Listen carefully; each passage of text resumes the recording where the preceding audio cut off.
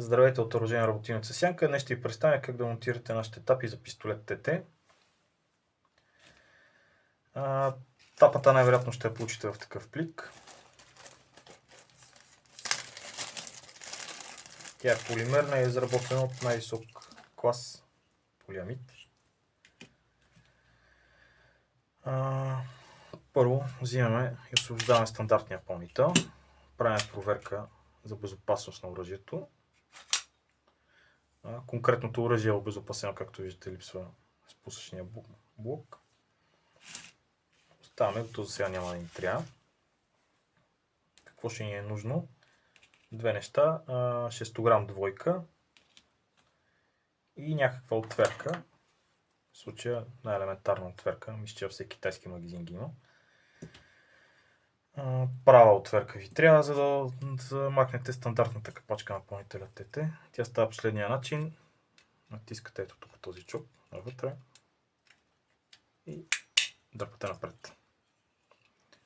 С другия пръст слагате пружината, защото те обичат да летат в всеизвестни посоки. Съвсем лекичко. Хоп.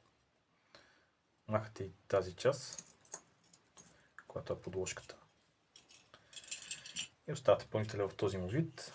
Това е нашата капачка. За да е по-лесно, винта е монтиран. Развивате го.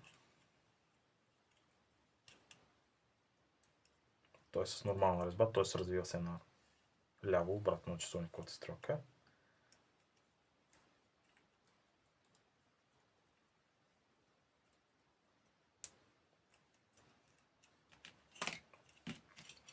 И монтирането на напълнителя по абсолютно същия начин, аналогичен.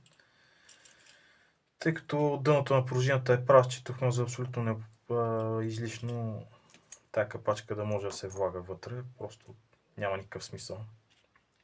Геометрията е такава, че на пружината, че не го налага по никакъв начин. Прибираме пружината с единия пръст и слагаме тук, както са двата чопа, абсолютно като стандартната капачка. И нашата. Влизат двата чопа напред. Слагате, хоп, и готово. Най-вероятно пружината ще застане тук отзад, затова я натискате лекичко, хоп, докато штракне. И по този начин пружината е легнала плътно на дъното. След което съвсем лекичко подвеждате винта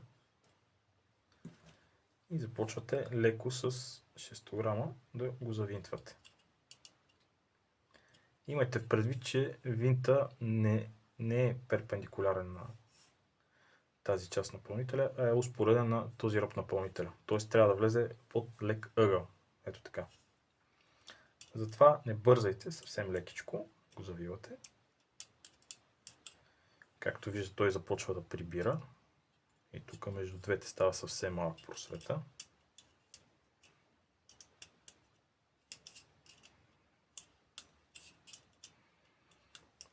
Хубаво е да не използвате такива бързи отверки с битове отпред, защото най-вероятно това нещо ще влезе навътре, защото тук няма клиренс. Тук единствено може с 6 грам двойка да се направи това по правилния начин. Когато дойде най-тук отдолу, може да работи с къста част.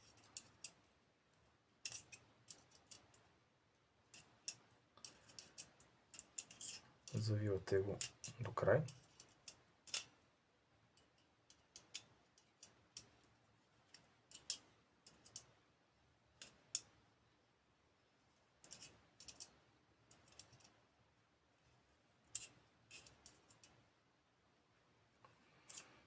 Докато опре. Когато опре винта, го затягате. Не трябва да е много голямо усилието. Винаги се затяга по този начин, с малката част. И докато вече стане силно усилието.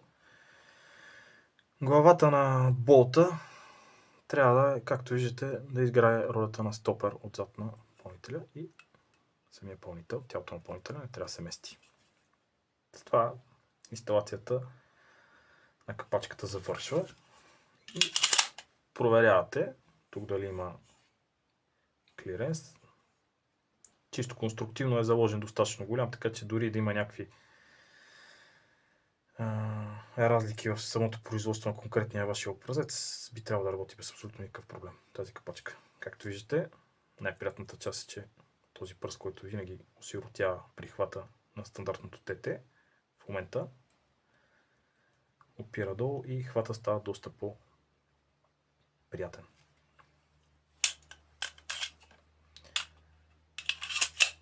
Благодаря ви за отделеното време.